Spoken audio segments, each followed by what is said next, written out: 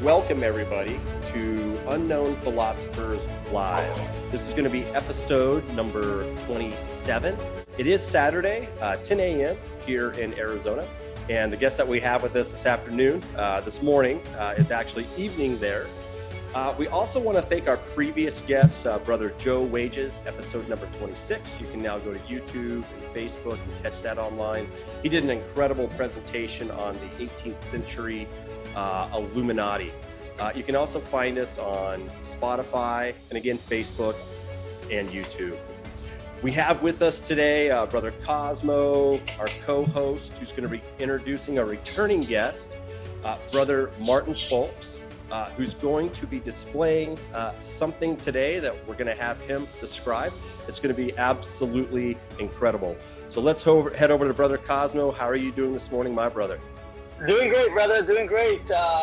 We do have such a pleasure being back on the show for Brother Falk.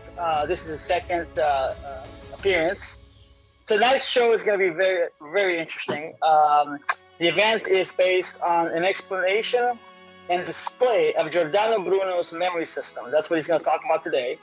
In 1582, Giordano Bruno, or the Nolan as he liked to be called, published the Umbris Idearum, the Latin on the shadows of ideas. Now, it contains a system of memory that didn't just aim to recall information, but was also designed to lead to a form of enlightenment called Platonic ascent.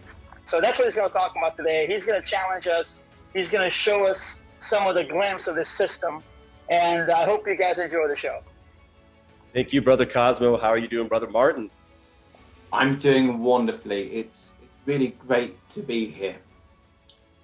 So yes, what an introduction, and how brilliant to be able to gather here to bring the shadow of Giordano Bruno back to life. Yes, indeed, his memory system is something extremely hard to understand, but even more tricky to perform. If we think about memory, we can all think about how memory is a feat that isn't 100% summonable upon command, is it? So if you think back in your past, there's probably some times where under pressure, you've tried to recall something and it just hasn't appeared. It's like the pressure turns off the memory. And we've probably seen this in other feats. You know, someone asks you to walk across a board, plank on the floor, it's all very easy. But if you lift that plank up and there's a bit of risk or there's lots of people watching, it's a little bit harder. So it's exciting for me here to be performing for you the most renowned memory system, but also what is seen as the hardest to master memory system in history, in a circumstance where there's that pressure and excitement. Now, Bruno's memory system is based on a wheel. Most memory systems are based on memory palaces or locations of some sort, and Bruno did use them. He loved memory systems. He designed all sorts of them. He had memory palaces, fields, buildings, just that kind of thing. But the wheel is what he focused in on, and you see it reoccurring again and again and again.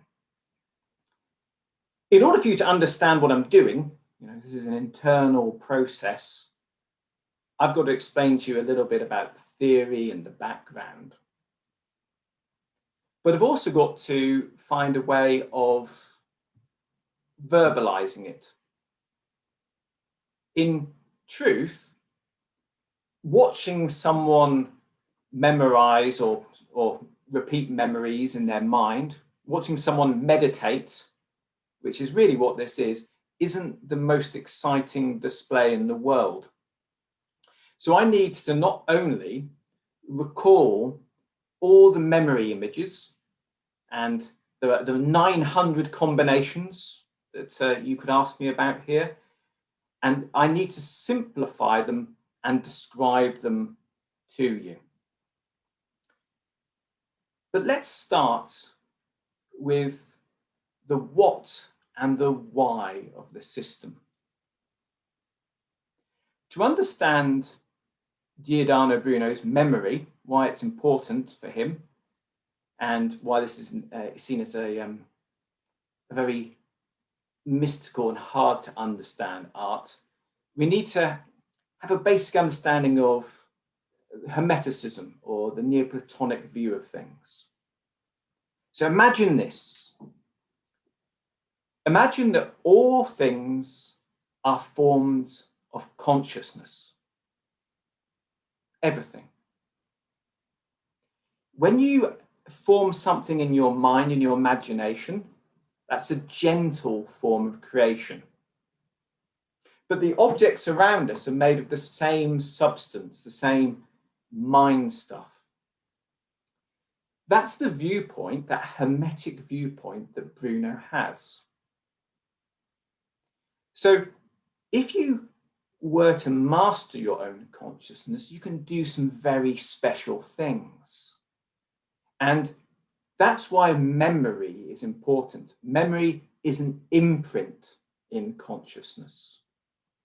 And we're going to touch on that a little bit later on. Why? Why is Bruno doing this? Bruno believes that through training, you can raise your consciousness. That our mind can, this mind stuff can be specially trained and conditioned for a superior way of functioning, a deeper insight, and even powers that would be seen as supernatural. So let's start to look at the how. And to understand how, we need to start off with memory wheels. So I've got a slideshow for you. So the idea of this memory wheel is to create a filing system for you to recall things. As you can see around the edge, we have 30 letters. They're the letters of the Roman alphabet. You'll see some that we modernly use, ones that are very close, like J is not there, or W, things which are similar, kind of V to W, J are not there. But Bruno has also added 4 Greek letters and 3 Hebrew. So this is a filing system. And you'd use this in order to be able to recall information about anything you like. So let's imagine A in the center would be the subject matter that you wanted to recall something about. So if we were to put his picture in here, we would start to go through the alphabet, and we could put in any facts we wanted about his life. So he was a Dominican monk. Let's put that under D. He wrote The Shadow of Our Dears. Let's put that under S. So as you can see, the filing system works very easily because you've got that letter connection. Now, you wouldn't just put them in with that. You'd make an image. You'd make something that stood out in there. But Bruno and his students, James Fowler, Alexander Dixon, the kind of people he taught, they would normally actually do an image and an object. They'd kind of sandwich the information between things. So they'd probably, in the D, they'd put Bruno having the, wearing his Dominican robes and holding a Bible or something like that. So they'd put that connected. They might even put more information. Maybe there was a book that he read that he shouldn't have been reading during that time, and they'd put that there. So you're wanting to make memory images for each one of these points in your filing system, and there are some principles to this. Your memory images need to be emotional. Your mind likes emotional things, so they need to be shocking, rude, silly, funny. You can use play on words, you can do that kind of thing. You can build up memory images and add to them. The A is in the middle, but you probably wouldn't actually use a letter in the middle. You probably do a picture. Now, here's where we get some interesting things about Bruno. So this is from his book, The Incantations of Cersei. So Bruno has a sense that if you were to use this memory wheel, not only could you memorize something, you could actually tune in to the underlying energy of it. This underlying energy, as you see, is what he sees as the shadow. And now, if you understand, if you have read Plato, the idea is that we're all in the shadow here. The cave of Plato is showing that the ideas, remember, everything's made of mind, the ideas are behind everything that we're doing. So we start to realize here there's a bit of this double speak that Bruno uses to get through things. Remember, he's writing a very restrictive time, so he's got to be careful. So here he's memorizing all the terrible things about a pig. The pig is, he's greedy and he's lazy and that kind of thing. But this isn't just a memory exercise. It's an incantation. You probably know from Greek myths that Cersei, she transformed people into animals. And Bruno always felt people were against him. And he always felt that they were, their vicious nature was being expressed. You know, they were jealous of him and talking behind his back. So did his students have this idea. So this whole book, The Incantations of Cersei, is both a memory system, but it's also a spell where people are going to have to reveal their true natures. That Cersei, in that memory system, she's summoning the different gods and saying, you know, make those people who are scorpions reveal their stings, make them show themselves. So we kind of see this. But what I want you to get in mind here, the important principle here is a memory wheel can be used both as a recollection and a meditation upon a subject. And they don't always have to be this complicated.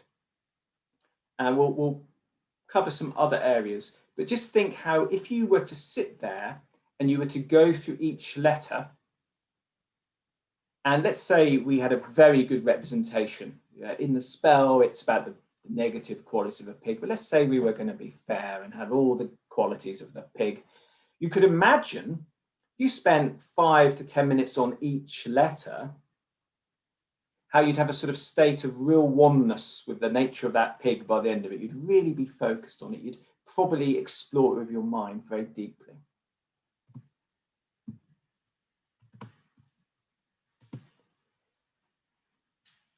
Now, Bruno often uses a memory system which involves 2 layers. And this is more for kind of making a memory palace yourself. So let's imagine we were to put an image and an associated image in for each one of these letters. Let's imagine we did a person and an object. So Adam holding an apple. We can have that there. Maybe for C, we can have something like Conan with a cleaver in his hand, you know, that kind of thing. Maybe we could have Mr. T in his truck. Now, Bruno, interesting enough, he uses a system like this, which is 3 layers deep, which we'll come to a bit later. And we discover something very interesting about Bruno. He doesn't use any letter associations. So his A doesn't begin, the person in A doesn't begin with A. There's no connection with the letter and what he puts there. So now you're starting to get to some of my challenge here. Why is this? It may be that if you're an exceptional memory person, you don't even think of something like that. Or it might be a code. It may be that him and his students use this wheel for code making, so they've all got this association. So you can imagine you've got a very good memory palace here where you can rotate it. So you can have Adam, doesn't have the apple, he's got the truck if you put A-T there. So you can create a lot of different memory positions to put other things in that position. Now, if you're thinking, wow, how would this work? That filing system, let's think about something very mundane. Let's say you wanted to imagine things that you wanted to remember. You could probably connect them with this very easily. You could put Adam with apple at the supermarket. First job of the day, going to the supermarket. Maybe Bruno with a book answering his emails. You can start to put the things in place you need to remember, and it's very easy for your mind to connect them because you've got these 2 links. How do you make them linked? Best, you make a memory image, so you've got to make it exciting, you've got to make it stand out, you've got to make it shocking. So Adam isn't just at the supermarket, you're shopping at the supermarket and suddenly there's Eve there, there's a serpent trying to sell you apples, that's how you'd kind of connect it. Maybe, yeah, that kind of thing. Maybe you've got that kind of connection. You can see now how this can start to also lead to a far deeper contemplation on things.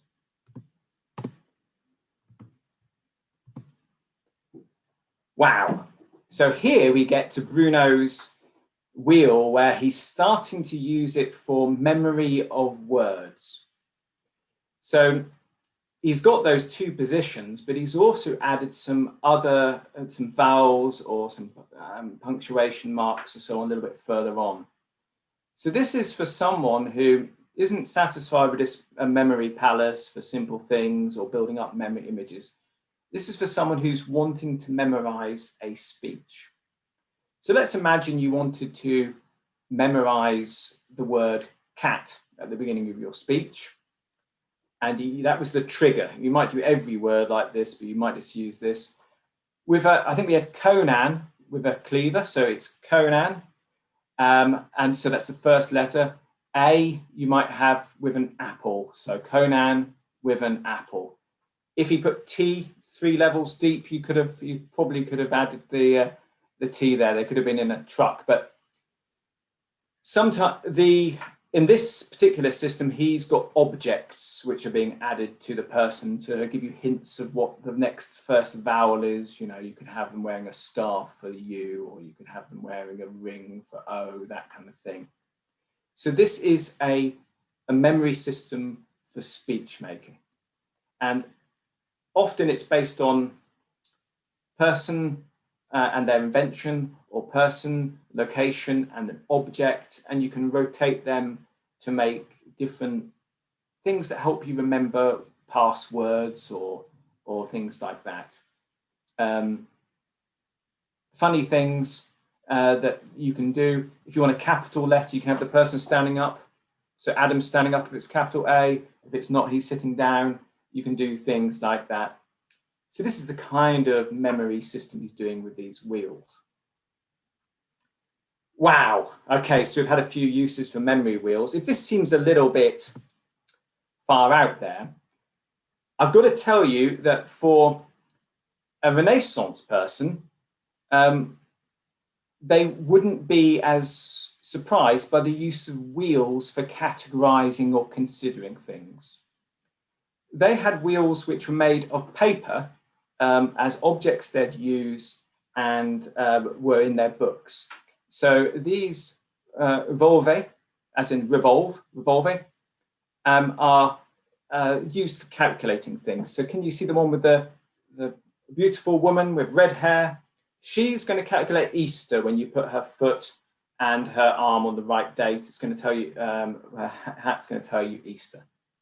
The other one here, you turn these dials and it's going to show you where the moon is. These are like early computers before computers. Some people still use them now. I've got this, what they call a planosphere, which you rotate and you put the lines up and you can see what's in the sky.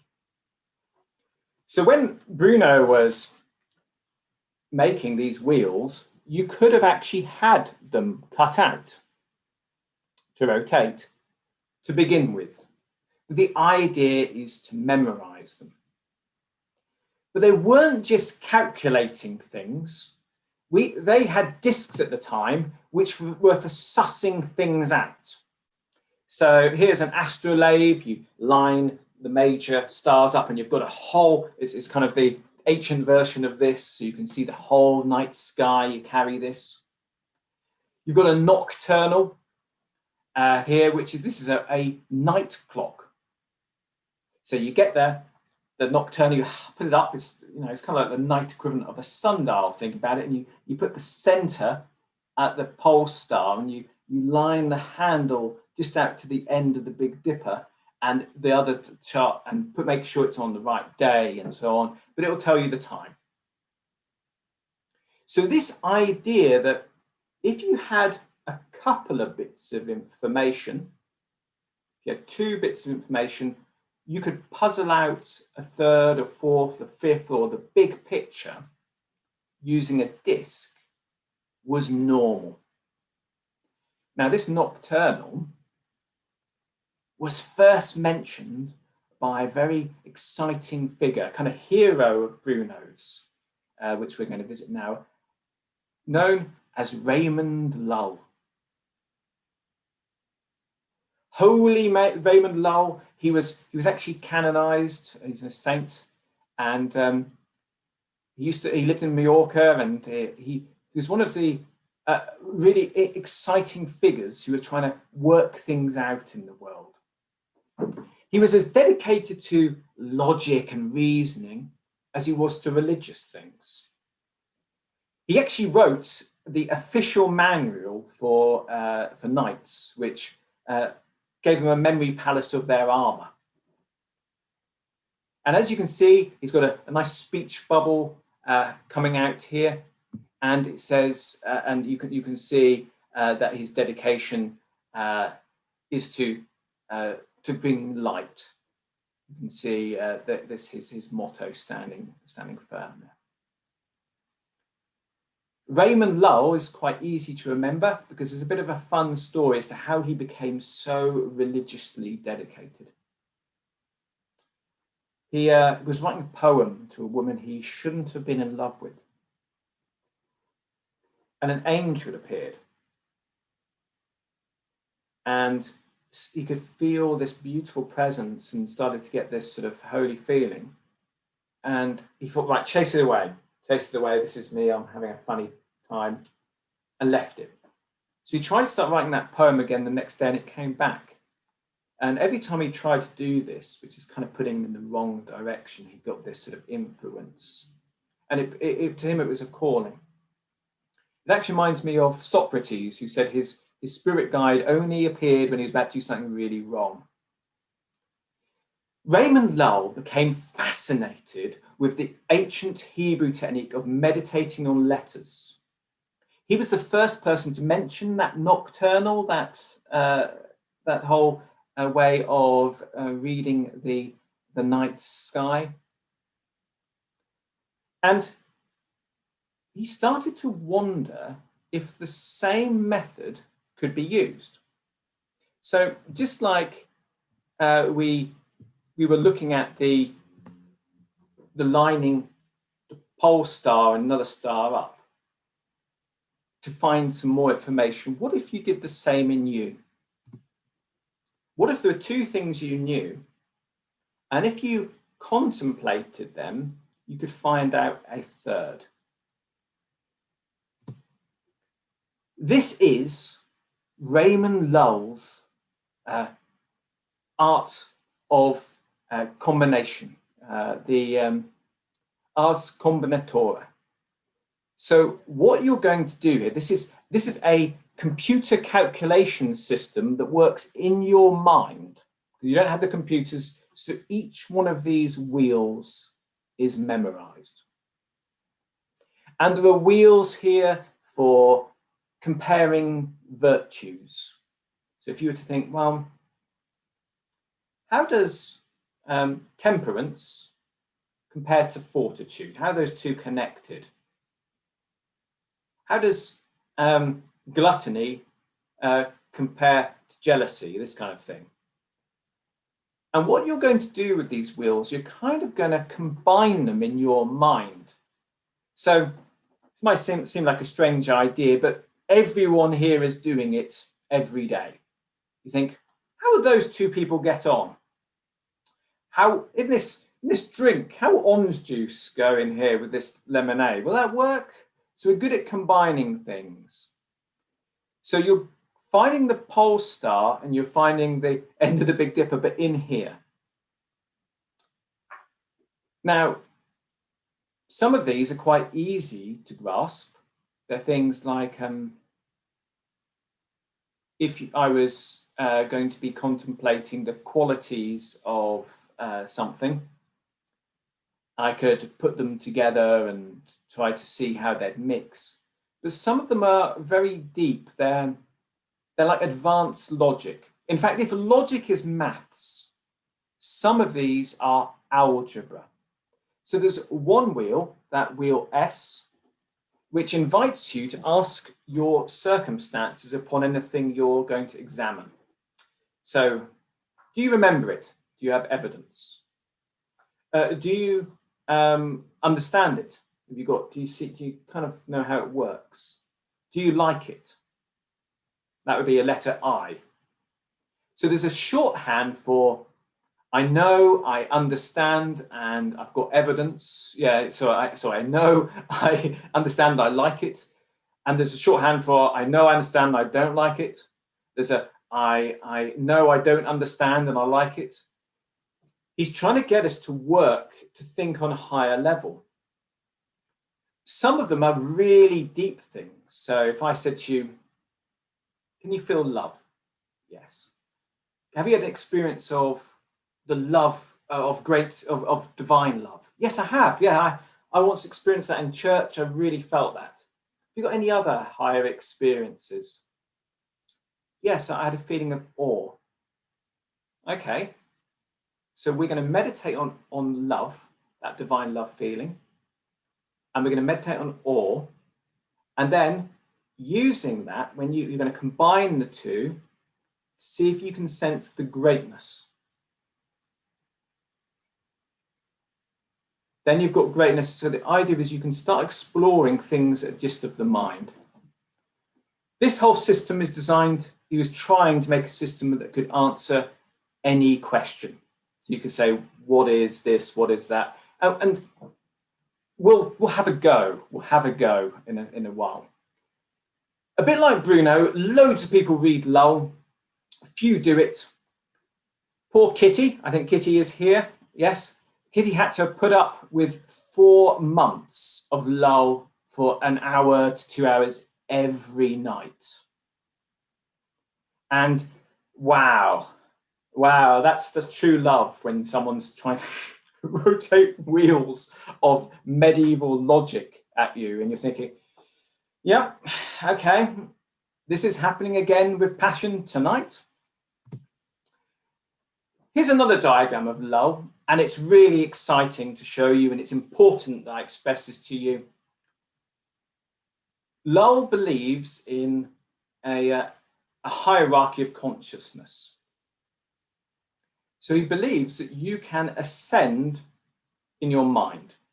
So we've got in front of us, we've got the stairway that you can walk where you develop from one level to another. Notice the memory wheel. There's lots of different versions of this diagram.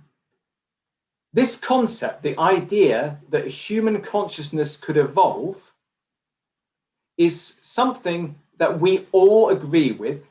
It's just how far you think it goes. So there's no one in this room that doesn't think that a baby doesn't expand in awareness, consciousness, and competence as it grows up. It's just whether it stops or whether it could carry on flourishing.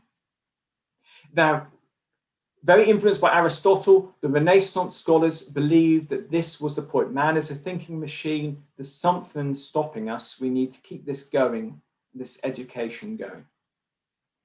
Anyone who studies the hierarchy of learning and play will be able to sort of start filling some fun things in. So what's the hierarchy?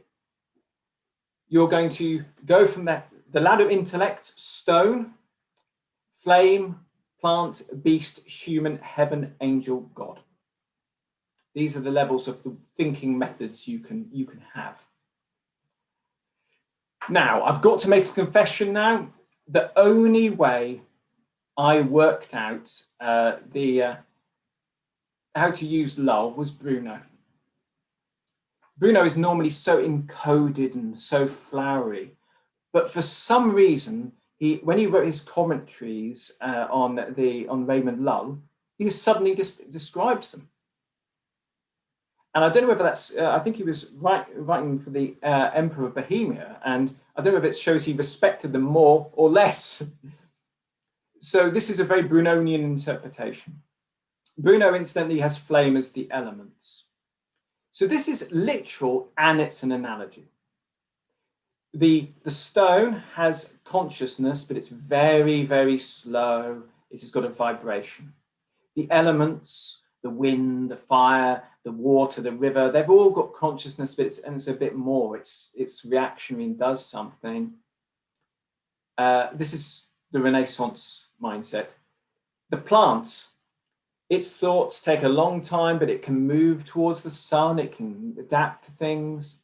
The beast, the animal, it has what they call estimative ability. They believe that an animal has kind of a subconscious. That's kind of what they're saying. Then there's the human, who can think rationally and logically and listen to their emotions in a balance with clear vision. And then there's we're coming up to a heavenly kind of, this is your higher consciousness, where you start to receive information directly through oneness. And then we start to move to angelic consciousness and divine consciousness. And these are two things that are probably beyond the scope of this video, but it's something I've really loved to express in detail at a different point. So how's Lull teaching us to do this? Do you remember I told you about cocktail thinking? Does that drink go with that drink? Would that person match with that person? These two stars make? We're going to learn to do this with everything we think through. So the ars combinatoria, this is, I'm going to do this with the wheel here. So let's think of a question that Lull would be interested in.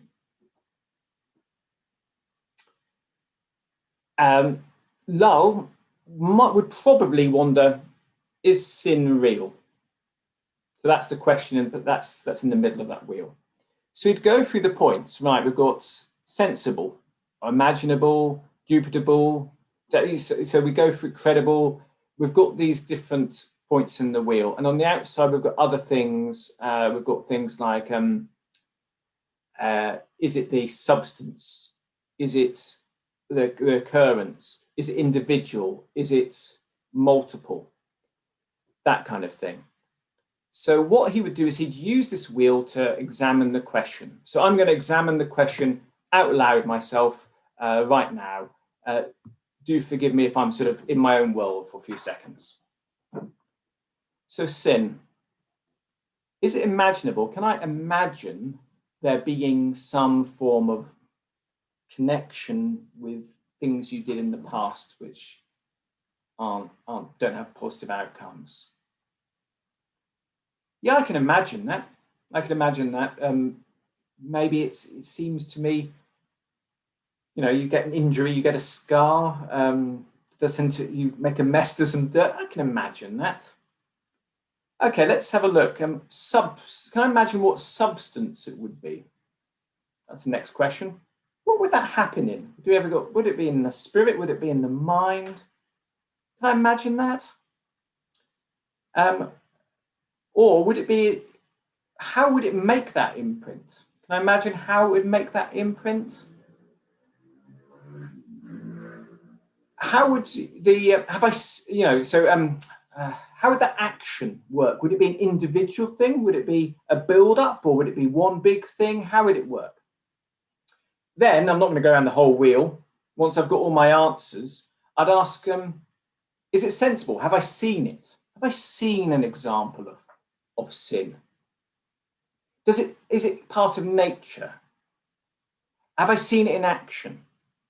Is it a passion? Is it part of my mind? So there's all these questions, these ways of looking at things that you'd be able to go around.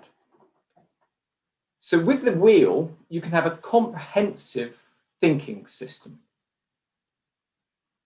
Now, what's quite interesting about this is we all have one anyway, don't we? We've got automatic ones. So if someone says to you, right, I've got a great business opportunity, you think, right. And we've got our own hierarchy. You think, is he trustworthy? Is he telling the truth? Is it going to work? Someone else is going, is it going to work? Is he trustworthy? They've got different ordering things. So this contemplation method can also be used as a way of correcting thinking methods with more simple wheels. So let's imagine you speak too much. That's a problem. You keep saying things, they hurt people, they cause problems for you. You could make a wheel that would allow you to rehearse a new thinking method that would solve it. So here's one I prepared earlier that's, I don't know if it's visible. I haven't put letters here, I put symbols. This is a feather showing truth. This is a heart showing kindness. This is a hand showing necessity. This is a stone showing falsehood. This is a lightning bolt showing negative intentions or bad intentions. This is a cross here showing it's not needed. If someone really wanted to learn to tame their mind by taming their voice, they could use this memory wheel. And let me temporarily stop the share so that I'm bigger on the screen. They could go through a mental routine every evening. They could say, right, you'd sit there and you'd imagine the urge to say something. Imagine it, imagine the urge to say something. Form the wheel in your mind. Ask the first new question you always ask yourself before you speak. Is it true? Rotate the wheel. So the first meditation is, no, it's not true. Rehearse not speaking when it's not true. Turn the wheel. Then ask yourself the same question again. Urge to speak, urge to speak, urge to speak, urge to speak. Is it true? Yes, it is. Next question. I don't think this is showing up very well. Is it good intentioned? No, it's not. Imagine yourself not speaking. You don't say things that don't have good intentions for all. Turn the wheel, turn the wheel, turn the wheel.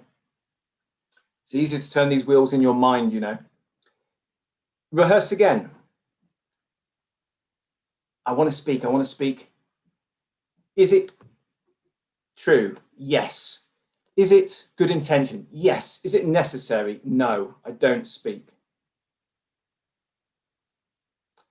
So then you would finally go through the meditation to the end, which is an ecstatic moment when you finally get to speak. You go through and you would use this and you'd go, is it true? Yes. Is it good intention? Yes. Is it necessary? Then you speak.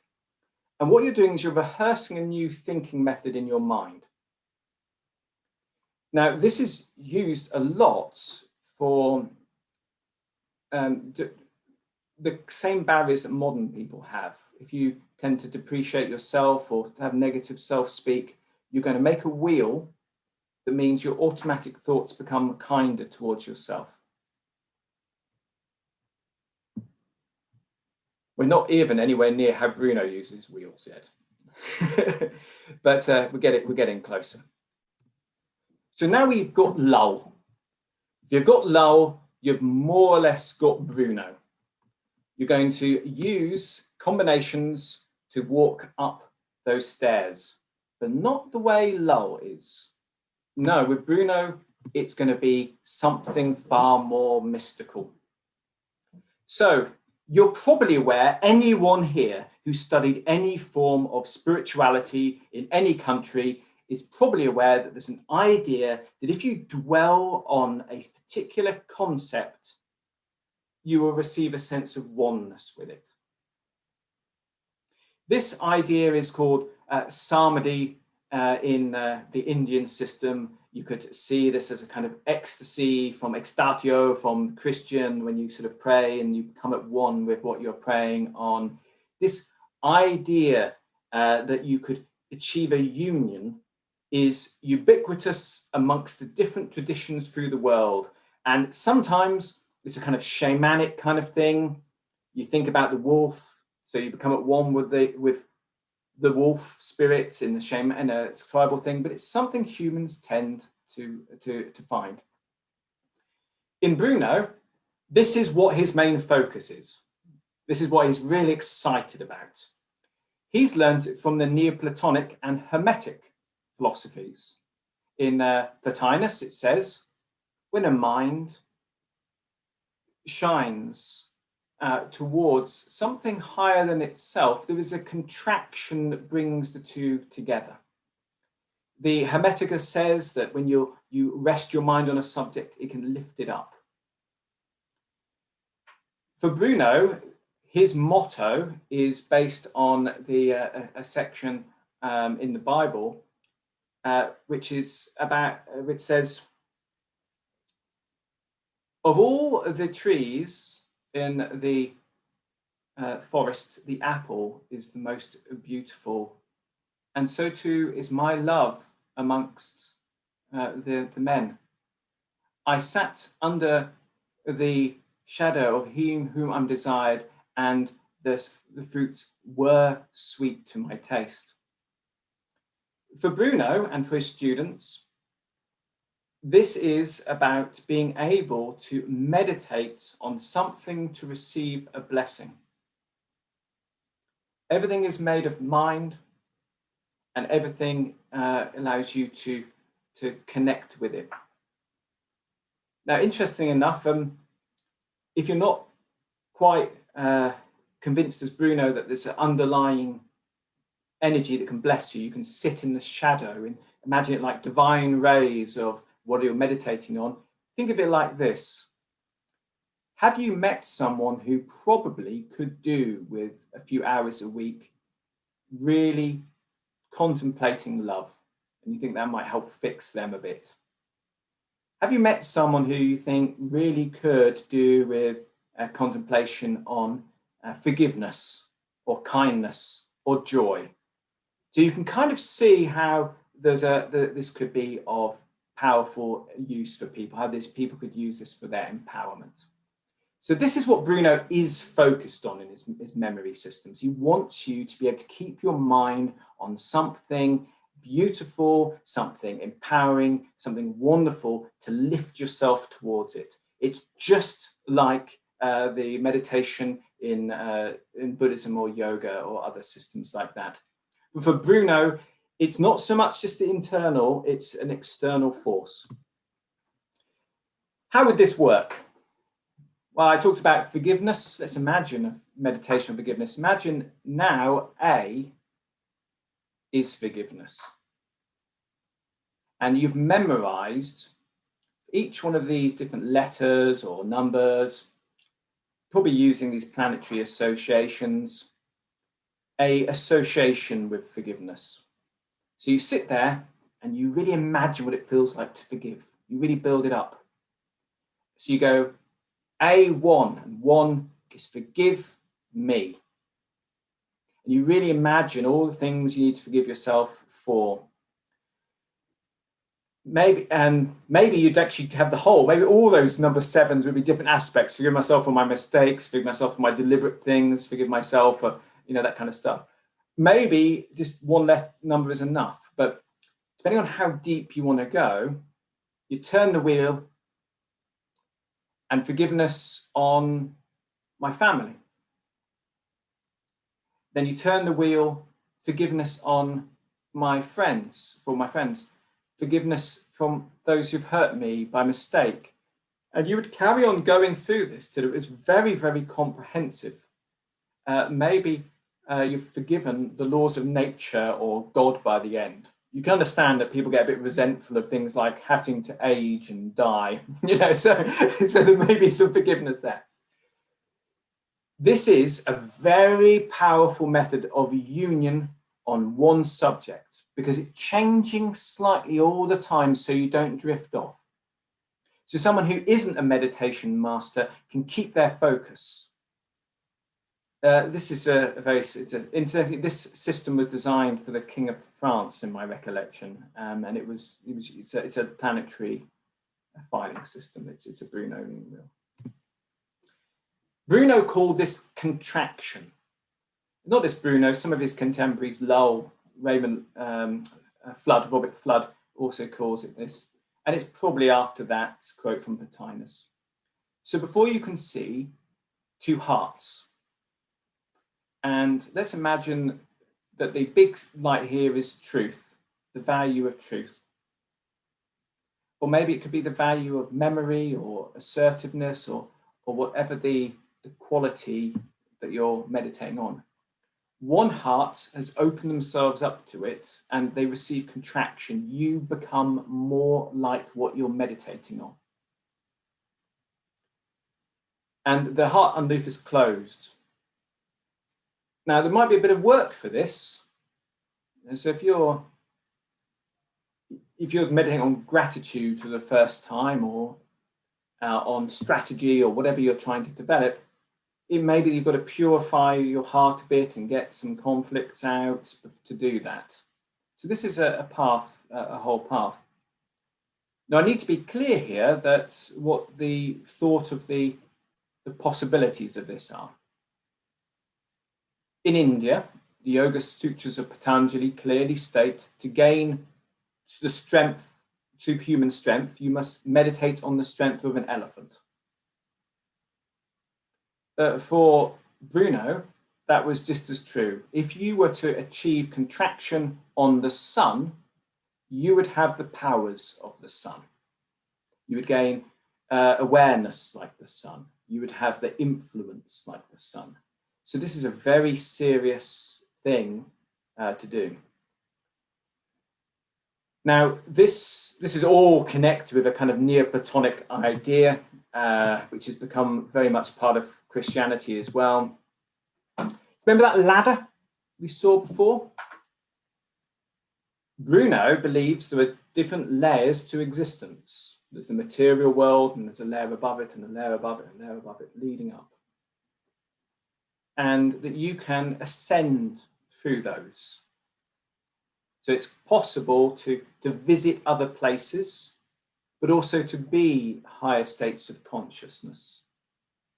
Unlike Raymond Lull, he's more excited by the planets. He's read the Hermetica, where you ascend through levels of planetary enlightenment. It's like your consciousness is centered around one of the planets. But he does use the Kabbalistic tree now and again. He does use the same kind of vegetable and mineral and animal, scale. This is called the golden chain at the time in the Renaissance. Think of this as your syllabus for enlightenment in stages. It comes from a quote from the Iliad, where it says, if Zeus was to throw down a golden chain, everyone could pull it from beneath and he wouldn't be dislodged from Olympus. But if Zeus pulled it, it would lift you up. So not only do you want to achieve contraction on things, you want to start challenging yourself for higher and higher states. You want to, there's a syllabus to this. How does Bruno do this? Bruno does it with two wheels. The wheel on the left here is the shadow wheel, the wheel of intentions. Each one of these is an association with a method of controlling your consciousness. The whole wheel is a comprehensive meditation manual. It's so detailed and so beautiful that if you were to take it to a great Zen master in Japan, or to visit the Himalayas and find a Tibetan Buddhist and show it to them, they would be awestruck. But there are challenges with this wheel. Every single association is very deep and very complex. It's written by an extremely talented master who had been training in memory since he was a small boy. And for example, there are no associations between the letters and what they represent. A, for example, is the concept that if you tune in to a certain idea, you can receive a blessing from being in its shadow. I is the idea that all things are linked together through a sense of resonance. Therefore, if you manage to tune into one thing, you'll know about the things that it's linked to. Some of them are more basic and recognizable meditation principles. R is saying, this isn't a sleeping exercise. Don't let yourself drift off. Not like you're sleeping under a tree. No, this is awakeness. You're going to be more and more awake as you sit there, wake yourself up. S is saying, if you get a object and you move it closer to the light, the shadow gets bigger, but it loses detail. If you move it further away, it gets smaller. You've got to, if you're meditating on something, don't get too connected, don't get too distant. You've got to get clear vision. Now, the interpretations I've just given you are extremely cut down, reductionist versions of what Bruno says. So that's the shadow wheel. The other wheel, the wheel of the sun, is the wheel of conceptions. These are Aristotelian, which he calls peripatetic, and Neoplatonic, which he calls Platonic, concepts, which are how the objective world works. And they're nowhere near as simple as the others. So, for example, there is one letter. I'm not going to tell you which one because I don't want Briggs to be naughty here. The one of them is actually the whole Neoplatonic scheme of ascent with 2 extra steps added by Bruno on. One of them is the Aristotelian theory of the four forces of creation behind anything. So each one is like a dictionary. So what you do is, and get ready, because this is the first time in history someone's actually just plainly explained Bruno's memory system to my knowledge. You've memorized the wheels. See if I can stop the share. You've memorized the wheels.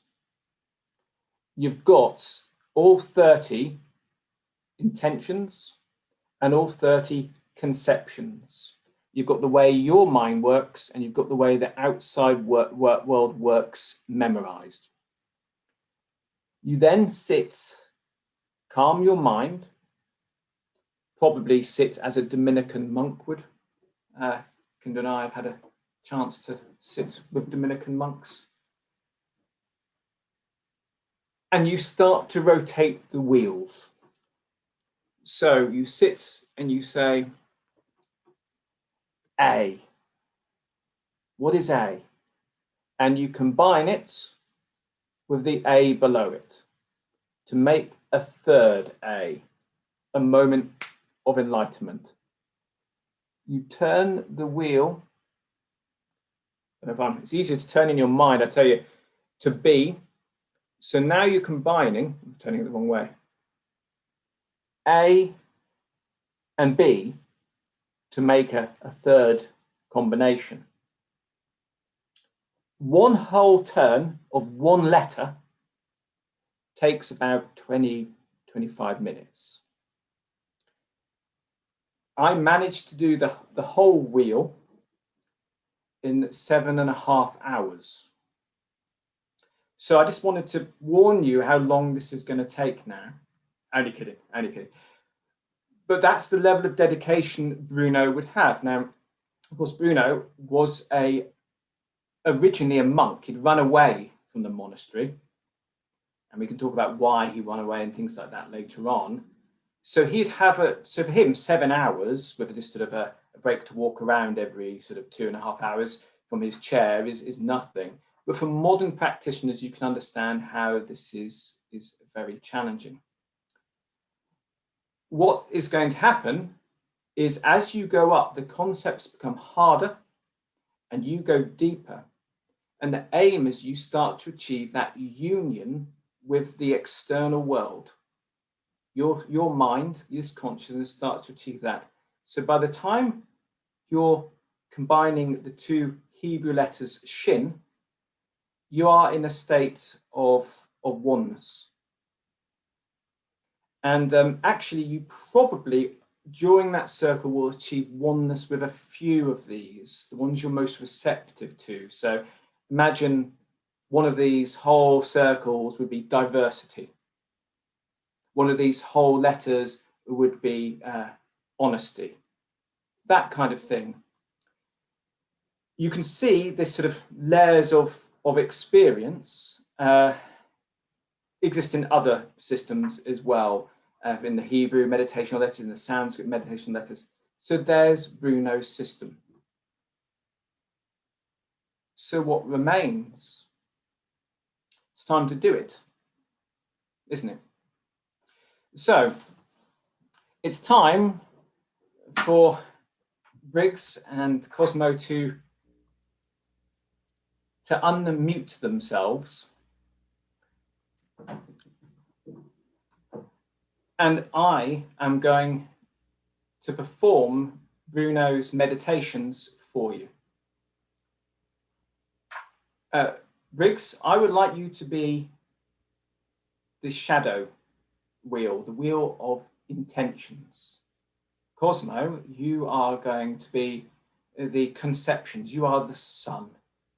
Together, we are going to join the shadow and the sun. The man and outside world will join together. I'd like you to choose something from the outer wheel, and I will recall what it represents. And remember, this is a principle of the mind. But be warned, this is a Renaissance magician's assessment of the principles of the mind. I am going to be Bruno. If I say something and you think, ooh, didn't know Martin agrees with that, I'm telling you, it's straight what Bruno would have said, what his feeling was here. You're combining the two to come up with the third. Totally understand. Yes, we'll have Cosmo do the second one as well. But first, let me tell you the letters individually, and then you can see what I create with them together. So if you give me an outer wheel letter. Now, before we begin, I want to do this in Bruno style, and I think he would have said to you, Brother Martin, are you even ready to begin? Wow. C. Wow. So which one? C. C. C is in C cat. is the concept that there was first an original light. This original light, described in the first of the Hermetic text, Code Cosmo, is actually described as an emanation. So a light shines out. It's not making, it's not doing it, just shines beautifully. They describe it as the smile of the goddess. This was a very beautiful image for Bruno, and is for me. So this first energy, this light that shone out, there is a reflection here. That reflection is the life force all around us. You can feel it in the trees. The animals crackle with it, the streams, the weather. This is the world's soul, the reflection of the highest light. That is the sea of the shadow wheel. Cosmo, are you here? I'm here. I would like you to give me a letter from the inner wheel, the sun wheel. The inner wheel. Okay. Yeah. Alpha. So which one? The alpha. The A. Oh, the letter, just letter A. Yeah, the one that's on. Yeah, absolutely. The one next to Shin. Yeah, the one that's right next to Shin. Yeah. Yes, certainly. The letter A. The letter A by Bruno, and I think I can quote his quote, is Plotinus states that within us there are facilities to tune into and sense things. Your eyes are made to see. You've got organs of sense, but there's also facility to cut off. So we know that when it comes to the higher things, we have the same. We have a facility to be able to tune into something, but we also have the ability to cut off. And it's important to be aware that these two mechanisms are in place. So now I'm going to combine these. The idea that there is a higher and lower light, and the idea that humans are both made to see and not to see, depending on when it's important. So we can see that there is a duality in both cases. And we must be aware that the ability to sense things and the ability not to sense things also must apply to these underlying forces. If you have developed clairvoyance, then you only have half the skill. Just as your eyes would be terrible if they were just stuck open, you need to be able to turn off your senses as well. And indeed, there may be parts of you which, when it's not quite the right time, would naturally tell you when it's not good to be in tune with what's going on around you. Let us imagine the difference between walking through a beautiful field of nature in the springtime with the animals around us and ancient trees, and how we'd want to be in tune with that. Or if we had to spend some time in a very hard place, perhaps if we, because of our duties of care, we were in a place where people were being treated for some very terrible illnesses, or were being helped to improve themselves after some crimes. So we must know that the ability to tune in to the higher and to this sort of lower is as important as the ability to be able to cut off. Okay, Briggs, I'd like another letter from the shadow wheel. X as an X-ray. Okay. X is a very interesting letter here. You must not get confused and believe that the things we see in this realm which relate to the original ideas, these beautiful original ideas, but in a limited form, are connected. Everything that we see as limited, evil, negative, or uncomfortable is to do with lack. If you don't believe me, then let us contemplate light and darkness. I can extinguish darkness with a light, but you cannot extinguish my light with darkness. Therefore, we know that the light is real, but the darkness is not. The same is true in life. Everything that you see as negative within yourself or within other people is just something that doesn't have enough light. The urge within someone which is boasting is probably the urge to be genuinely respected, that needs to be enlightened and grown up. It's a seed that needs to flourish into something beautiful. Somebody who wants to achieve fame just for the sake of fame is probably got a genuinely positive urge to entertain and make people happy inside there. Likewise, all things that appear in this world, which we find uncomfortable or which we could see as something evil or negative, are just the darkness that can be chased away by light. They are the absence of something positive. Cosmo, could you please give me a letter from the conception wheel, the sun wheel, please? T. I don't believe you. That looks T. like a T to me. T states that in our path of Neoplatonic ascent, that the prince of all the Neoplatonic writers, Plotinus, and of course Proculus, clearly state there are 7 paths. But I, the Nolan, need to add 2 others. Our path is one of inner reflection, outward assessment, and expression. The first step in our path is purification. There are aspects of our consciousness which are not under our control, aspects of our behavior which are not in line with our will. We need to purify ourselves, otherwise we don't get a chance to be who we want to be. All those times when we put off doing the right thing, all the times we put our perfection in the future, or the excuses we make, these need to be eliminated. We need to purify ourselves so that we can express ourselves authentically and genuinely while we're alive. The next step of this is intention. We need to look within ourselves and assess ourselves like a statue and polish ourselves, improving and amplifying the good traits and imitating what we find admirable in others. Once we've identified the goodness within ourselves, then the next stage is to look at the external world and to look at the underlying patterns of the external world, using those patterns to reach behind that external world to make that kind of assessment. Then, by reaching behind, we can see the pattern of the mind, the form that has created everything.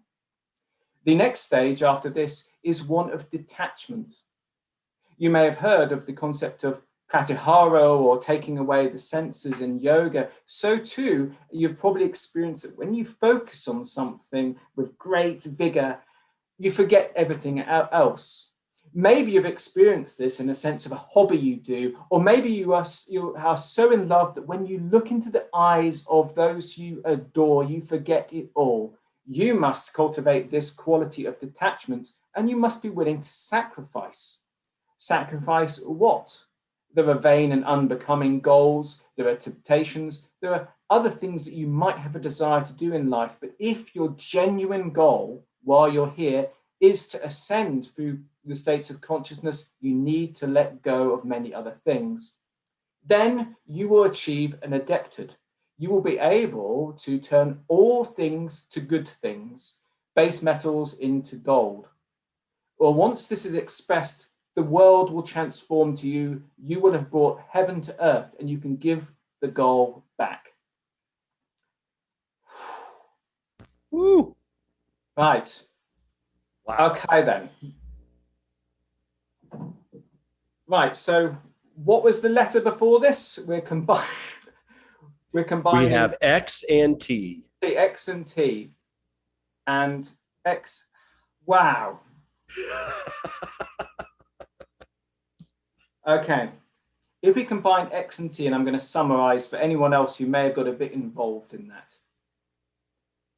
X is that all things negative, all things you don't like are opportunities for positivity to do something good, to evolve. They're a lack of something. And T is the Neoplatonic process, which is very complicated, that we went through. If we combine the two, then we can see the path is this. You are a spark of pure goodness that has been put on this earth to make things better for everything and everyone. Just as flowers grow in waste, just as things in nature which we would see as terrible are in fact flourish, and just as you are here to bring goodness from everything that happens. If you encounter somebody who is a hard person to deal with, this is a chance to train your compassion. If there is a hardship in life, this is a chance for you to bring the goodness you possibly can through there. How does this work?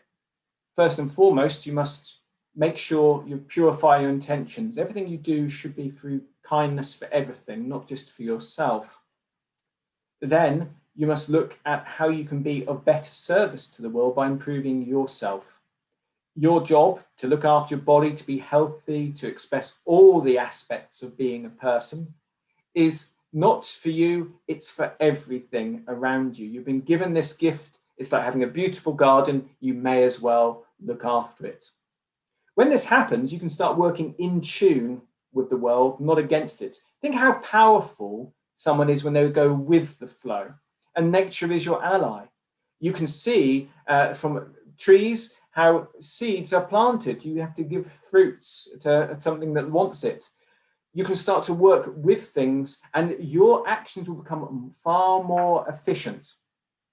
When that happens, you'll be working not just from this point of view, but from a higher point of view. And this sense of transforming things will start to become natural. All things will be made better by your presence, and the right people will appear around you to aid you in this process. That would be the combination. I don't think we should do the last 3 stages of Bruno's, a bit like our heavenly consciousness. That's another thing. So those two combined more or less is the path is making everything that is a lack or an end or a negative thing better.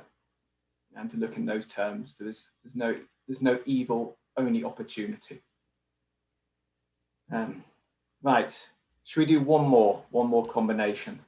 Absolutely, brother. This is like it really the energy level I feel of this is like a satsang where we're having the lower self and the higher self come together, and then the yogi gives the combined message, and we're using a wheel. This is phenomenal.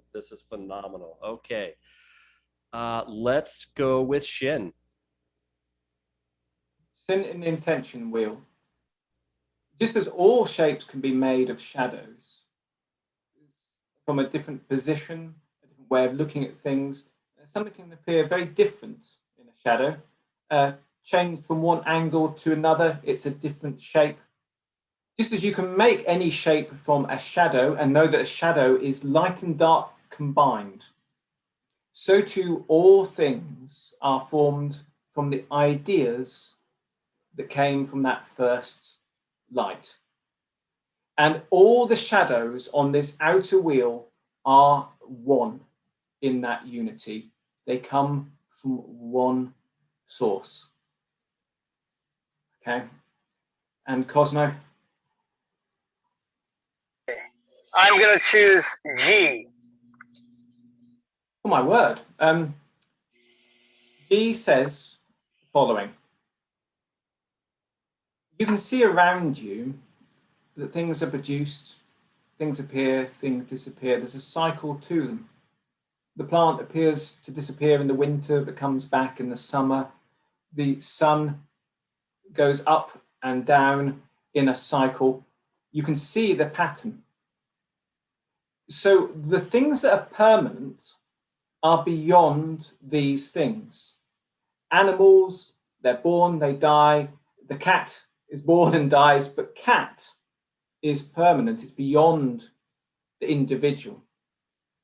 Therefore, we can see that the ideas underlying are the permanent thing. That's the gold, that's the goodness.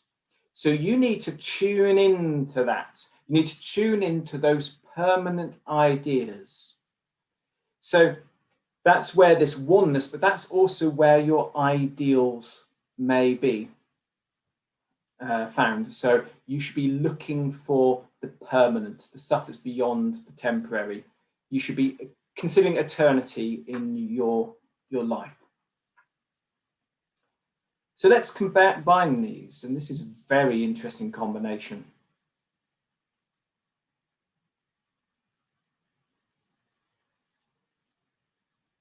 So just as Shin shows us that all expressions come from the one, we must rid ourselves of any associations with what is a true expression of the second letter.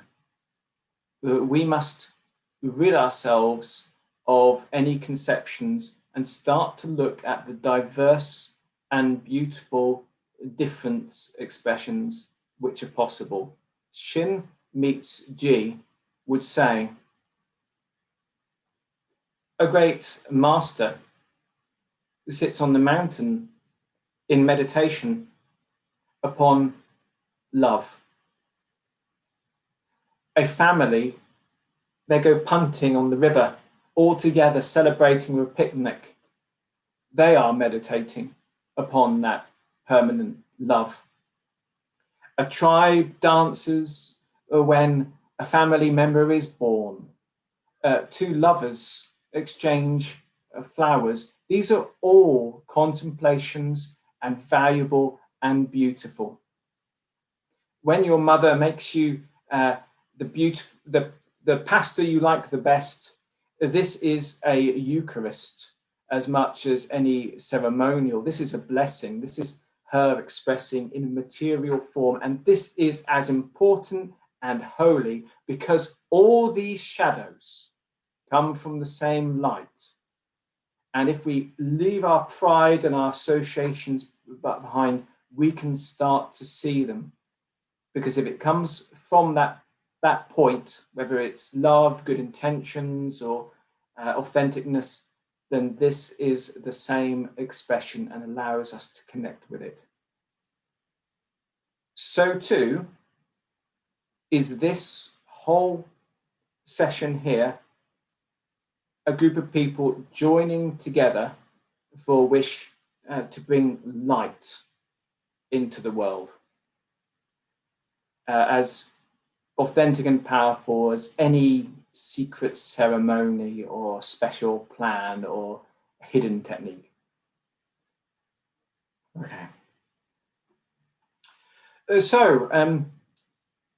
I think that should conclude our demonstration, but I am happy to do other letters or ask any questions or answer any questions, or we can interrogate the wheel in any way you should so wish. Martin, this was, I don't know if you could see my face when you were talking, but I kept just mentioning to my wife just the awareness levels that were arising just during this. I had no clue. I thought he was using this just for memorization, honestly. I had no idea what he had done was, you almost have a young man, and there's probably a lot of people on this call that are this way, that experiences God, like really experiences God young in life, and spends the next 40, 30 years, 20 years for him, maybe 15, because I think he was young when he passed away, on that long path of trying to figure out how to get back to that experience. And he's such a genius, and he finds his teacher. He finds Lol, right? And he learns through Lol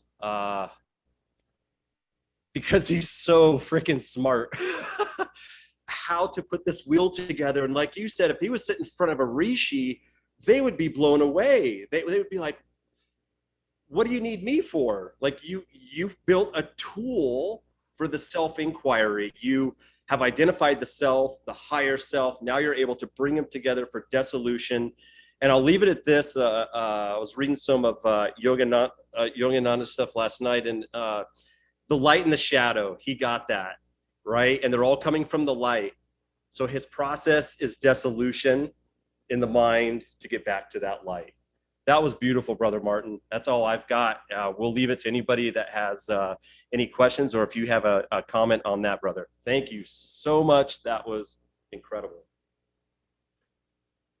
Yes, indeed. You talk about Bruno. Bruno was most certainly a real genius. And this came from his dedication. And he was a genuine memory practitioner of the highest order, but also a real magus. However, that talent, that focus, did mean that for Bruno, a lot of other things were quite challenging, and he found a lot of people frustrating. If the shadow of Bruno was here now, he'd be very surprised to see an Englishman be the first person to perform his technique. Since his passing, he'd be very surprised. He didn't think English kind of had the passion to actually do stuff. Actually, he might have believed an English woman might do it. He was very taken by them. He was very taken by Queen Elizabeth. Bruno used to upset anyone who supported him in the end. He couldn't do social things. He couldn't simplify things or move them. There's one occasion where a very wealthy English aristocrat met him and said, the Nolan, Giordano Bruno, it's lovely to meet you. Could I learn your memory method? And he said, I don't know if you can. How could anyone tell what a monkey can do before you've tried it out? And yes, he was a bit like that. But he was also upset. He was upset. He looked at the people around him and they weren't genuine to him. They weren't seeking, right? I mean, they weren't seeking, they, like in the book of Thomas, Jesus says, he's like giving a report, everybody here is drunk in materialism and nobody is seeking. And I can picture him being so intellectual and enlightened, and he wants to share this and get people to that state of peace he's experiencing. But the words come out in quantum physics, and you have to do the labor. That was his thing, right? Was if you're going to learn an ollie tail slide on a skateboard, I can't tell you how to do that with words, Brother Martin. You have to do the labor to do that. I can point out, and I'll leave it there. And then I think Brother Jamie has a comment. Thank you, Jamie. Yeah, I had a question, Martin. Beautiful presentation, fantastic. Yeah, great to see you, and super illuminating. And I actually can't wait to put this into practice. You've inspired me to kind of really dig deep, and it's an area I haven't investigated too much, other than in Yeats here and there, But and speaking of Yeats, that's my question is. I guess we all have certain inroads or avenues by which we approach subjects according to interest and aptitude and things like that. So with that in mind, I thought I remember reading in Yeats that Bruno one time used to sometimes use the Decan images, the 10-degree arc segments of the zodiac, the Decan images, the 30-degree arc segments or the signs, and also maybe even the bounds or the terms, and also the monomoria, so I think he divided the 360-degree ecliptic into a memory palace itself, if I remember from Yeats, and this was some years ago. But do you know if that's the case, and if so, maybe briefly how he used that? Yes, indeed. Bruno loved making memory systems, and there were certain reasons for this. So first and foremost, Bruno was disillusioned with spiritual systems. He thought people were very dishonest, and he was more upset over it than most people here could bring themselves to be. So brace yourself. So I've talked a lot about Christianity and about yoga here. If Bruno was here to say, you're quoting the gymnam sophists, the yogis, who force the women to burn themselves to death when the men die. They're still doing it at his time. Actually, it still happens now. I'm not interested in their enlightenment. You're quoting the Christians who have got this terrible vision of a wrathful, nasty God, and they can't sort their own church out. So they've got these sins happening in their church for hundreds and hundreds of years, and they dare to say they think they can tell me how to improve myself. They're fired. They're dismissed. We're going to find our own individual memory images, and they're going to be positive. They're going to be exciting. He even went a little bit into the zodiac, said, we're going to do the zodiac. We've got child abusers and villains and everything in constellations. Is that what you want up in your stars? It's time to change them. You can't change your mind unless you change your images. Wow. Can you see why he ended up in trouble? Now, of course, Bruno encodes all this. So in the expulsion of the triumphant beast, he has the Greek gods quit and say, I'm really sorry, we've been so terrible. You know, we're gonna reform ourselves. And maybe we could see Bruno could be more compassionate towards the limitations of people who are trying very hard to do good. And yes, the systems fail and people in cultures grow up. We could understand that. So that's one reason why he used to design so many systems. He loved the variation. So you can find in Bruno meditation systems when you're meditating on a Pegasus as an ideal figure of beauty and lots of figures. You can find fields where you divide them up. But the planets and the stars were very important. Now, he describes them a bit, but not much. But if you get his students' work, which I've got here somewhere, which has just appeared, thank you. This is Alexander Dixon. This is his main apprentice. You discover that tuning into the planets themselves, and you can kind of imagine how this would happen if we were training together, we could sit and look at Venus, the planet of sort of love, and we could sit there and in the Renaissance, they believed the rays itself would affect you. But they use the mansions of the moon and the decans, and there are images, there are traditional images that come from the Picatrix for that. Now, they're even described in the shadow of ideas. And yes, he most certainly uses them. And again, if you look at Dixon, you can start to see in there's this idea that there's an attunement happening. You're going to sit and you're going to focus on this kind of area of the stars, and it has certain qualities. And you are going to use it for mundane memory as well. That's quite an interesting thing. So for me, I've got memory palaces for, if you want me to memorize a deck of cards, or you want me to memorize a biography of a person, it's not going into the stars. Bruno uses them for everything. And he doesn't mind it being ridiculous and holy at the same time.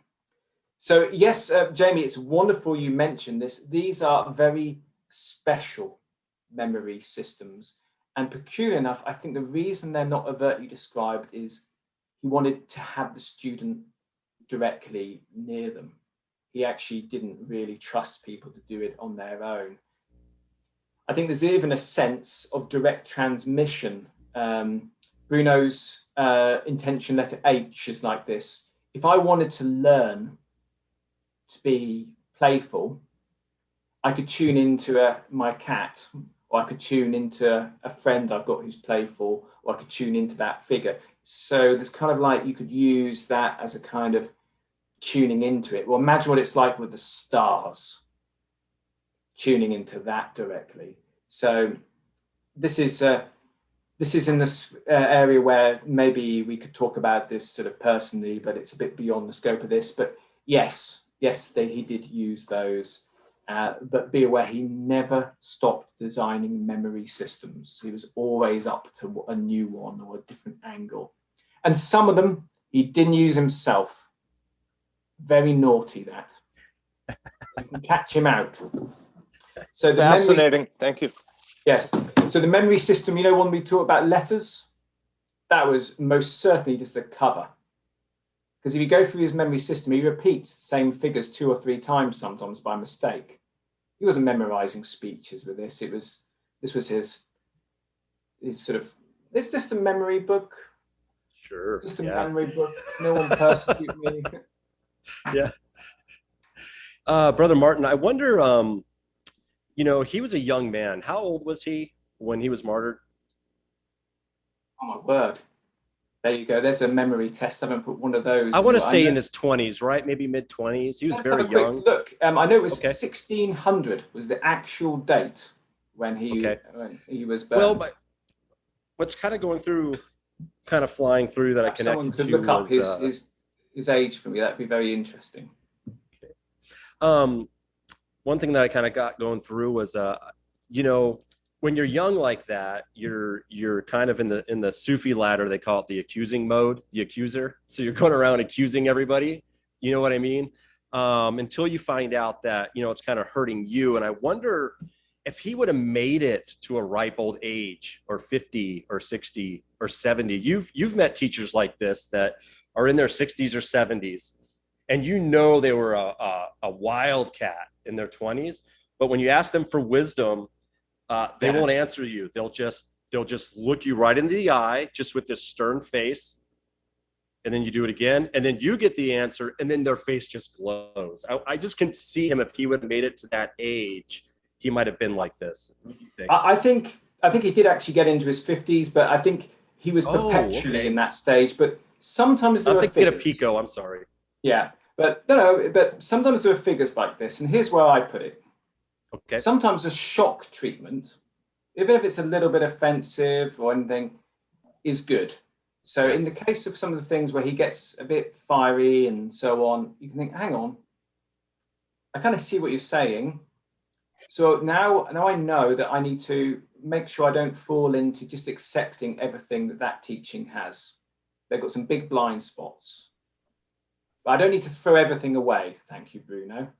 And he didn't throw everything away, you know. So sometimes I think he used shock treatments. He was a very passionate person. So, and yeah, I think I think that's the way we kind of take that. That's wonderful. When he was, his final words before he was burnt were, I think you at burning me today show more fear than I do at being burnt. Wow, that's an enlightened being right there. I don't know if you're aware what the charge they finally got him on, because he's such a good memory. I think the trial took 7 years. Can you imagine trying to? Wow. Somebody who's got photographic memory of all the Bible, everything. Wow. It was. He said that the sun and the stars were the same things. That's what it was. They finally got him. He could see the atomic level. There's no doubt about it. There's no doubt about it. He could, and so could Lowell. You know, when you've researched his stuff, you're like, I think he discovered oxygen.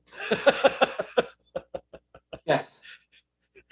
You know. Yeah, I think Lowell and Bruno are very different. I think Lowell is absolutely focused on his own religious vision. I think Bruno's become a bit more individual, and he likes the Platonic philosophy, and you can see he does evolve as time goes on. So he does like different things. He is developing in himself as well. Yes. Maybe what we can do is take one more question here, and then we'll send it over to Cosmo, and we'll go ahead and start closing the show. We want to thank you so much, brother. If anybody else would just like to jump in and ask Brother Martin a question. Yes. Hello, Briggs. Hello, Martin. And hello, everyone. And my question is there a form of making our own wills and make it practice? And I saw a 22 will made of major arcana of tarot. How do you think about that? So first and foremost, yes, there are methods of making your own wheel, but main thing is your own inspiration. So I've done something very rare here. I've used someone else's memory wheel. I've memorized Bruno's way. But Bruno really wanted you to be inspired. He really wanted you to be excited. So the first and foremost, use the memory palaces which are natural to you. So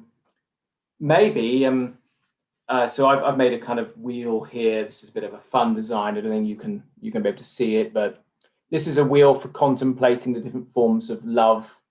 So you've got Platonic love, you've got ludus, which is funny love, you've got family love. Use your own inspirations and use the natural things around you. So everything has an order to it. This is actually the letter N in the intention wheel, is to look for the order that's already there for your wheels. So if there's something you want to cultivate in yourself, you use your own inspiration. Let's imagine you wanted to, it's a random thing. Let's say you've got bad body image. Use your body as a memory palace and go through each thing. I like the way I see things. I like the way I handle my life. Go through those different things as your contemplation.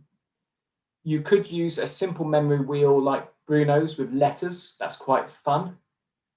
And you could put those together. So yeah, it's really worth doing it. But let the palace come to you is the advice that Bruno gives. And then, of course, tells you how to do it. But this is the way. With the tarot, I think it'd be a very exciting thing to do with the tarot. A lot of the things we see, which are esoteric systems, kind of are memory palaces already. The Kabbalistic tree, the chakras. In fact, we've got some evidence that the chakras were seen by the yogi as memory palaces. When we read of Apollonius of Tyana, when he met the Brahmin, and they were talking. So imagine this, a Neoplatonic philosopher in his robes of a philosopher standing in front of the Brahmin in India. And they were talking. The Brahmin said, the yogi said to him, you worship Mnemosyne too, the goddess of memory. We have 7 magic rings we can give you. Now, people have thought that it means 7 rings, but why rings of memory? You look in the ancient yogic texts, you'll see there are many memory techniques associated with the chakras, which each one is a palace, each one is a temple, and it is actually a temple in their tradition.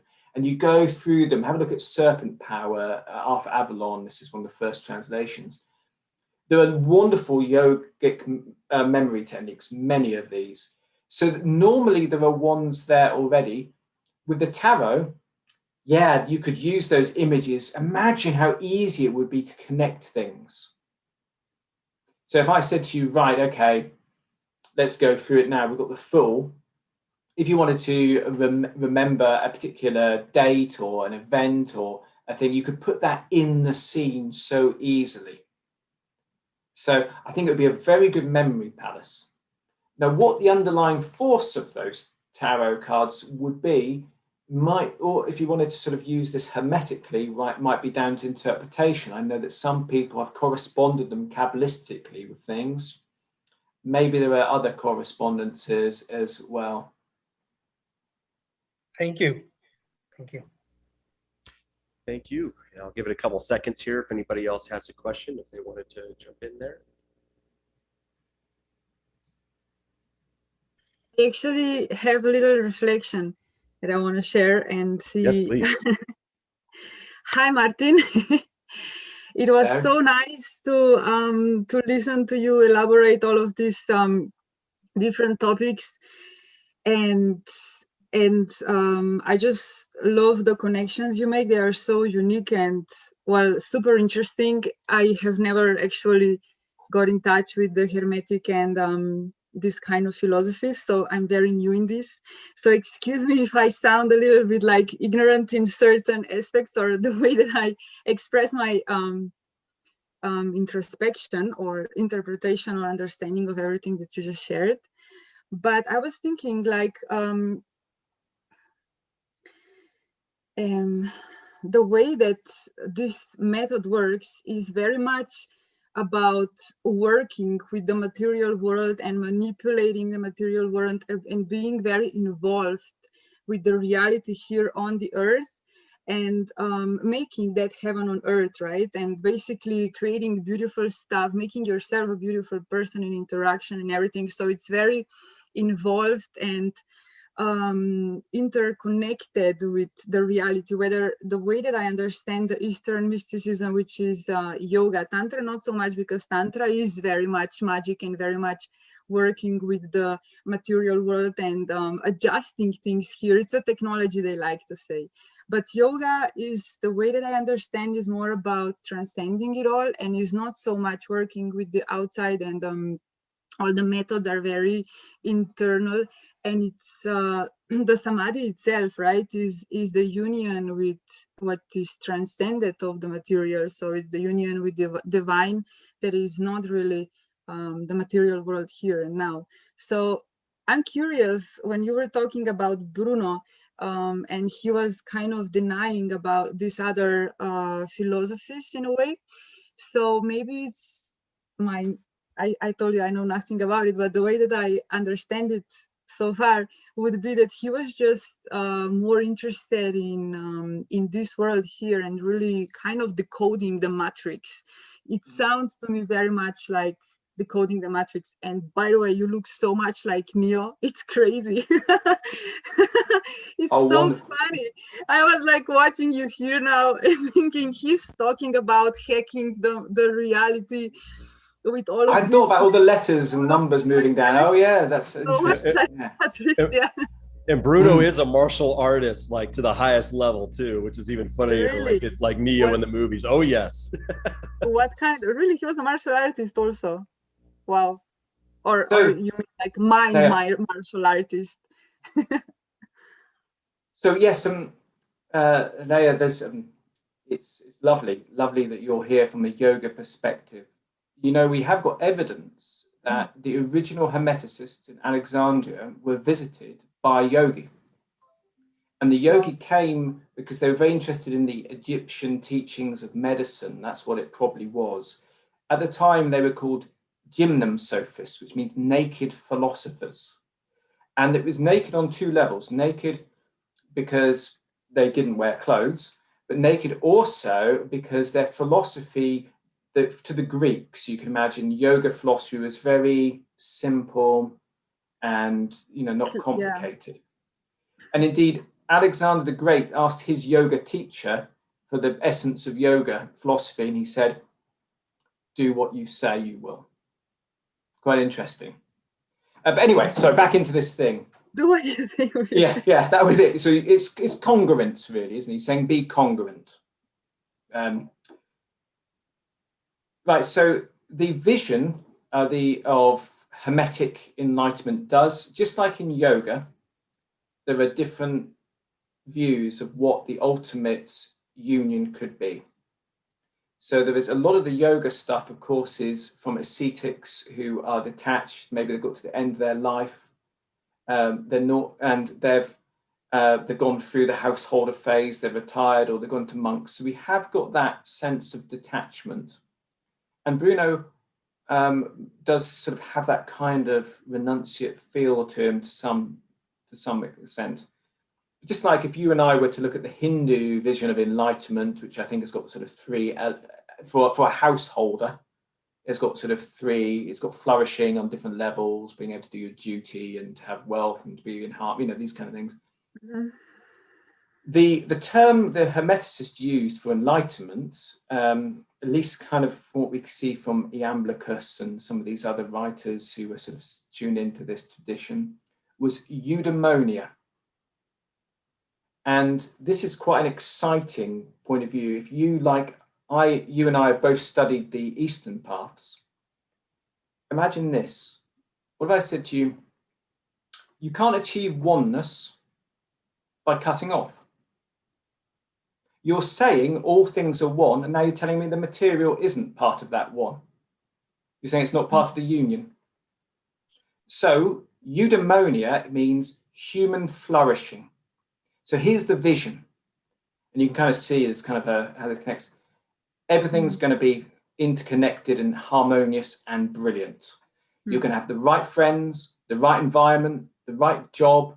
It's going to be wonderful. Every word you say is going to make the world better. Every action you're going to do is going to be in harmony with the big picture. All things are made of consciousness. The material that's in it, it's all holy, it's all one. And to achieve genuine union, you need to be in tune with how things are working. So again, this is me talking from tradition. Please don't take this as a criticism or my own opinion. I'm just telling you, answering your question. If you have a vision of enlightenment that doesn't involve children playing and farming happening and life going on, you're not at one with it. You've gone somewhere else. So you do get that as well. But there is also the opposite. There are Hermeticists. Bruno was, his letter E in the conception wheel is about the out of the body experience. And in his writings on contraction is almost like reading a yogic texts. You're probably aware that in the very early yoga texts, yoking was about becoming at one with things. And the ultimate yoking was to pierce the sun in a heroic way. And the yogis were very naughty in the time because they used to misuse or strategically use this. They used to become at one with an animal and take on its power. Or the stories, they'd say to a king, do you want to experience what it's like to be an elephant for 10 minutes? And the king would say yes, and the yogi would jump in his body when it was there. Piercing the horizon is a means of oneness that Bruno talks about. So they really are the same arts, and you see the same variation, just like you were saying with Tantra. Tantra is using everything to your advantage. I think we had that for our letter X, didn't we? We combined a letter X that today was everything. So I suppose what I'm saying is it's got the full range to it. I think Bruno would have been more naturally suited to being a recluse. And maybe it was good that he was out there a little bit. There's some people to soften him and to sort of respond to things and stuff. He would have been very good in a cave on his own, I think. Anyway, so thank you. So it's got the whole spectrum and different vision. Do you notice Bruno's letter P in the conception wheel is more or less, you need to cut off from everything. You need to focus on your samyama, and you need to get your patihara down so you can pierce the veil and go to the transcendental. It's kind of there. Anyway, does anyone else dare ask a question? Now you know how long the running time is for the answer. Hi, Martin. I've just got a little question here, and hello, everyone. I sent you before, Martin, a data structure I built that was memory wheels recently, because I've built like an interactive memory wheel you can use online, and it's in public. And one of the question I had for you is what's the proper relationship between an exoteric understanding of the art of just using it to memorize mundane things and the more esoteric path that Bruno is using? Is there a way to harmonize the two? Does he harmonize the two? Yeah, so there's an interesting answer. For me, I keep them separate. So I keep my goal here is very much to be a blessing to this world through these arts, and that's really why I'm here. So with my practice really is from the Franz Barden system. If anyone is unaware of that, do have a look at Franz Barden.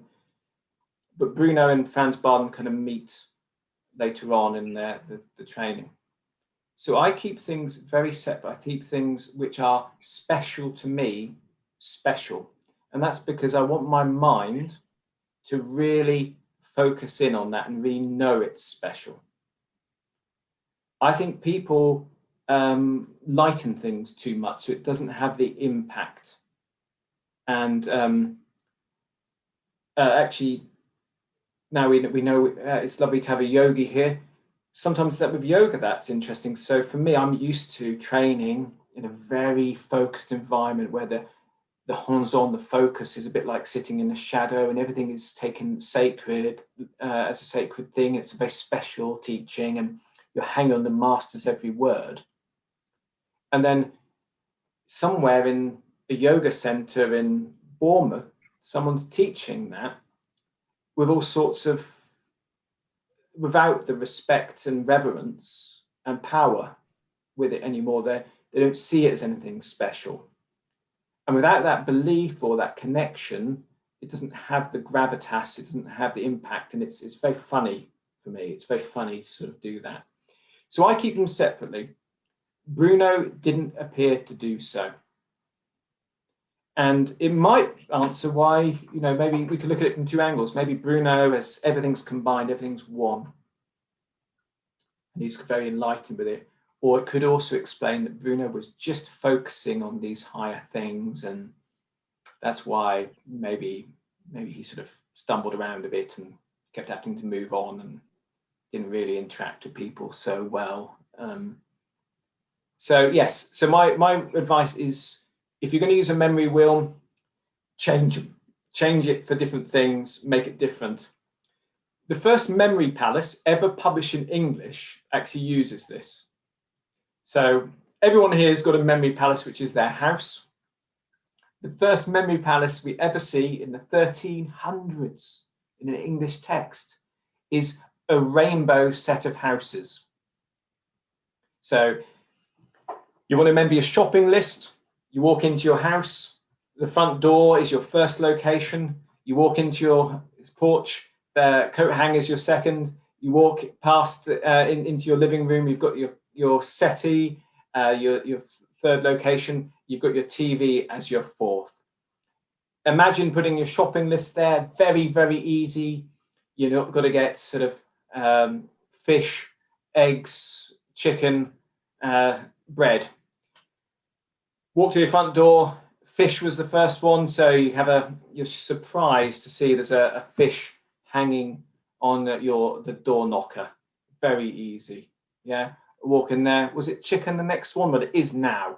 So you try to put your coat up, and all the coat hangers are like made of they're chicken heads, So you hang it on a model chicken. Very surprising. Walk into your living room.